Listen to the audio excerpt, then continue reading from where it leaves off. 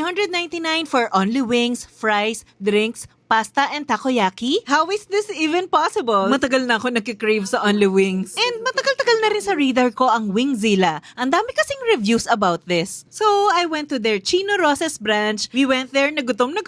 Tingnan natin kung sulit. First thing, ang daming flavors. From classic to spicy to unique twists. May pang lahat kahit family kayo. For just 399, you get only wings, drinks, fries, pasta, and takoyaki. Para sa akin, for 399, full feast na. Included din ang one serving of ramen, pero you can add 59 pesos to make it only. Kaya pala ang daming tao, gets ko na. Trinay ko lahat ng flavors. Ang top 1 ko is the black pepper, super solid. Next is the yangnyeom, sweet spicy na malinamnam. Chinese xiaokao na gusto ko rin to, ka-vibe niya yung barbecue sa Binondo. Japanese curry is also good. New York buffalo, masarap but spicy overload. My husband and daughter love the honey soy garlic. Perfect if ayaw ng spicy. All the flavors of the takoyaki, masarap para sa akin. For the pasta, the red sauce is sweet type, magugustuhan ng kids. But my family love the carbonara more. Ang daming flavor ng fries, but wasabi is my ultimate fave. Perfect pang break sa wings. So, if you're into only wings and sulit meals, 399